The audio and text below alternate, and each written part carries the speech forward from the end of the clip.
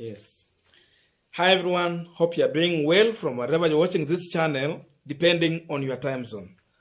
Now, for those who have been listening to the Kenya Kwanza campaign, you are going to realize that most of these leaders, especially the Deputy President William Samoei Ruto and Musalia Mudavadi together with the Senator Wetangula, they have repeatedly referred to Raila Odinga as the government project.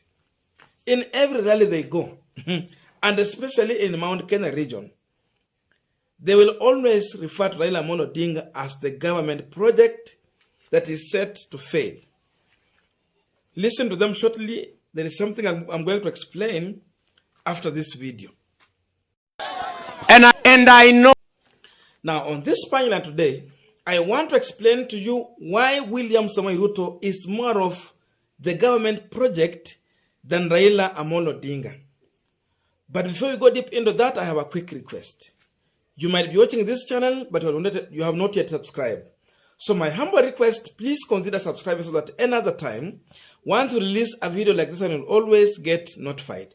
Again, to all our return subscribers and anyone who dropped comment, I must say thank you so much for your unconditional support. Again, I'm requesting you to give this video a thumbs up so that YouTube can recommend our video to more viewers or a larger audience. Back to our discussion. Now, one of the hard challenge that has made Kenya Kwanza coalition to confuse the electorate is the move by the Deputy President William Samoei Ruto, in one hand, to take credit to all the government projects that have succeeded, then in the other hand, trying to refer to Raila Odinga or rebranding Raila Odinga as the government project. Because in one hand, you see where there is a success, William Ruto has said openly that you cannot distance or isolate him from Jubilee government projects that have succeeded. He has a right to own all the progressive in Jubilee government. That's William Ruto. Then he come out to refer to Raila Odinga as the government project. So the question I ask myself every time here is that, if President Uhuru Kenyatta is coming with Raila Odinga as the government project or deep state project, the way they put it out, then we have Jubilee government that has succeeded in terms of delivery of the projects. Then my question here is, how can President Uhuru Kenyatta's project, being Raila Odinga, going to fail in this election if really there is a credit to take from this Jubilee government? Again, when Raila Odinga gets out to campaign, he is not campaigning on Jubilee government projects. Raila Odinga is not taking credit anywhere in his campaign on the success that the Jubilee government has made from 2013 up to date. He is simply explaining to the electorate what he can do in case he gets elected. So he's going to deliver as Raila Odinga. But look at William Samoei Ruto. If Ruto is coming out to take credit from the success of Jubilee government, then it means he's rebranding as the government project. Because now he's taking credit from the government project that have succeeded. So seemingly, William Ruto is more of government project than Raila Odinga. That's why the electorate is confused whether to vote for William Ruto or to make an informed decision to go with Raila Odinga, who is clear in his campaign. Because if you are voting for William Ruto today, it means you are voting for continuation of what we have been going through. And in one hand, President Uhuru Kenyatta has come out clear to say, yes, Jubilee government has failed in one way or another to deliver because of specific reasons. So meaning the president is accepting the failures in his government. And if there is someone who wants to ride on the success, then it means he's also going to take the baggage or luggage of the failures in Jubilee government. So in that way, Raila Amolo Odinga comes out as a person who is prepared to correct the messes that has happened in Jubilee government. And in that way, I can confirm or simply say that Raila Odinga is coming out strongly as people's project and not government project. That is the difference between William Samoei Ruto and Raila Amolo Odinga in this 2022 campaign. Very clear. Because if Ruto had wisdom, then the best thing he could have done is to distance himself from the success and failures of Jubilee government. Then he can go out openly to condemn President Uhuru Kenyatta and his team. And he should have been doing this when he has already resigned from Jubilee government, meaning he's totally distancing himself from all the failures of Jubilee. But Ruto is not ready to resign. He's not going to resign. That means, and still is here, see, taking credit from all this success.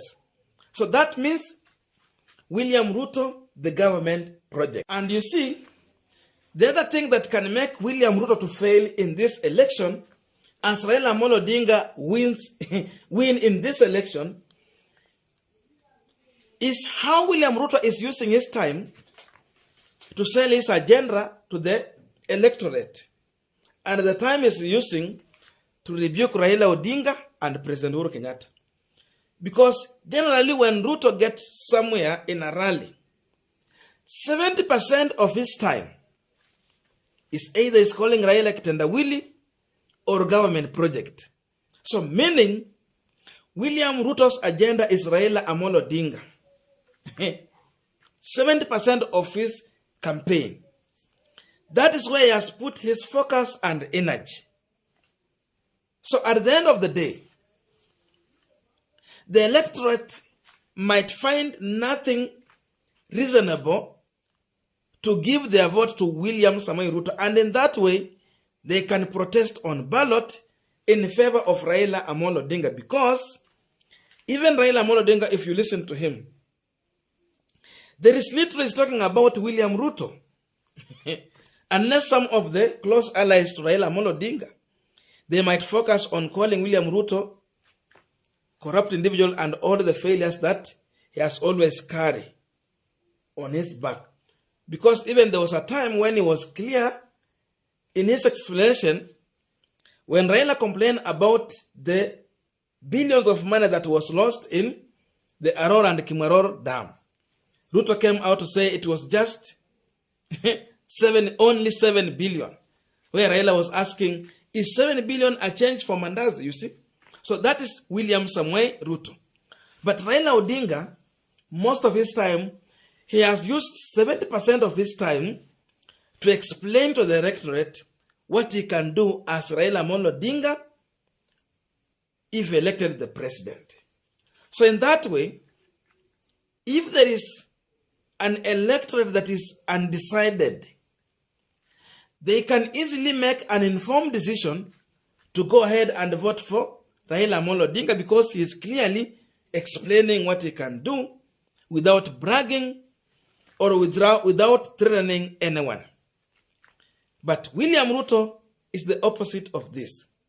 So once you put this together, you find that it is going to be very easy for Raila Odinga to get to the presidency. But William Ruto has a lot to do before the August, if really he wants to win this election.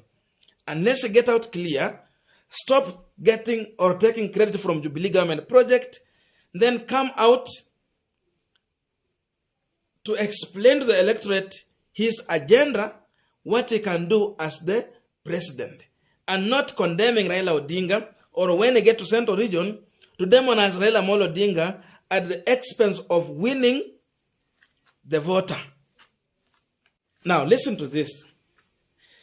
Another contradictory in Kenya Kwanza coalition, again, is the message that Musalia Mudavadi is giving out when you compare it to what William Samoei Ruto is also selling out. William Ruto, in one hand, comes out to take credit from Jubilee government project. But Musalia Mudavadi now, in his speech now, he comes out to condemn how Jubilee government has excessively borrowed money that cannot be accounted for. Isn't that a contradiction in Kenya Kwanza coalition? Yani, kama kuna mtu amechanganya mpiga kura in this August election, is team Kenya Kwanza coalition. Look at Musalia Mudavadi. He might be speaking the truth, but William Ruto, because of his populist politics, he's going to make a blunder at the end of the day. Because now, the electorate is confused. Now, should we buy into what William Ruto is saying or Musalia Mudavadi is saying?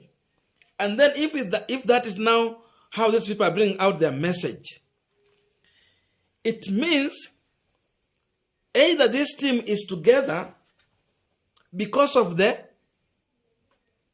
beating they have received either from President Uhuru Kenyatta or the former national coalition, that is Raila Odinga. But these people don't have same agenda for the citizen. It means their marriage cannot stay long. That's why even in their campaign, they are contradicting each other. But the question is, who is the beneficiary of all these messes in Kenya Kwanza coalition? So your guess can be as good as mine. I don't know what you think about this, but that's my view. So let us meet in the comment section to have a continuation of this conversation. Otherwise, thank you so much for listening to me up to this far. May good God bless you and see you in our next video.